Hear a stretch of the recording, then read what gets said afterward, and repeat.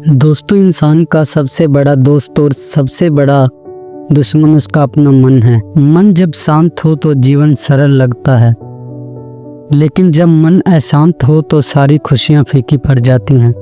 आज मैं आपको एक ऐसा प्रेरक कहानी सुनाऊंगा जिसमें एक साधारण युवक सीखता है मन को कैसे शांत किया जाए। गांव में रहने वाला आरब पढ़ाई में तेज था, मेहनती भी था, लेकिन उसका मन कभी चैन से नहीं बैठता। वह खेत में काम करता तो सोचता कल क्यों गलती हुई, पढ़ाई करता तो सोचता अगर भविष्य में असफल हो गया तो, रात को सोने जाता तो दिमाग में हजारों बातें घूमती। उसकी आंखों के नीचे काले घेरे पड़ गए, चेहरे पर थकान और बेचैनी साफ दिखती। गाँव वाले पूछते आरब सब ठीक है, लेकिन वह सिर्फ मुस्कुरा देता, भीतर से टूटा रहता। आखिरकार एक दिन आरब गांव के बुजुर्ग साधु के पास पहुंचा। उसने कहा, गुरुजी, मेरे पास सब कुछ है लेकिन मन को शांति नहीं है। कभी अतीत मुझे सताता है, कभी भविष्य डराता है, मैं कैसे शांत हूँ? साधु शांत स्वर में बोले, बेटा, मन को जितना आसान नहीं है लेकिन असंभव भी नहीं। कल सुबह सूरज निकलने से पहले मेरे पास आना, मैं तुम्हें उपाय दूंगा। अगले दिन साधु ने एक पानी से भरा कटोरा दिया और कहा, इसे पूरे गांव में लेकर घूमो, लेकिन ध्यान रहे पानी की एक भी बूंद गिरे तो तुम हार जाओगे। आरब ने कटोरा हाथ में लिया और चल पड़ा। रास्ते में बच्चे खेल रहे थे। किसी ने पुकारा,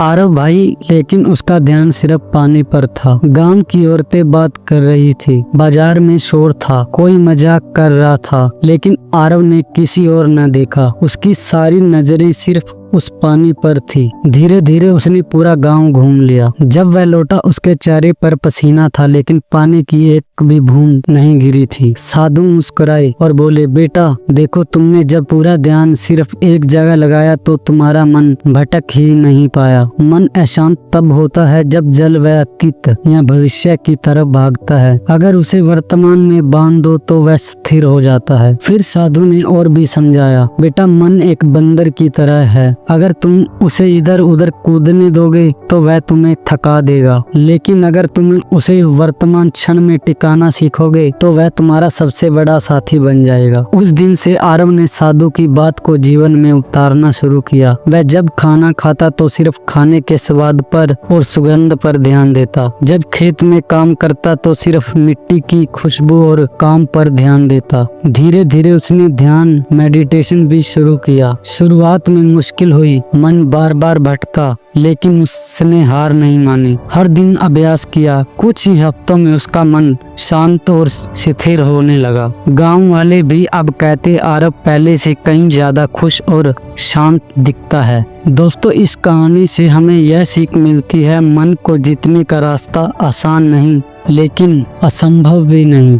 शांति किसी वस्तु या धन में नहीं बल्कि हमारे भीतर है, क्योंकि अतीत पछतावा लाता है, भविष्य चिंता लाता है, लेकिन वर्तमान यही हमें सच्ची शांति देता है।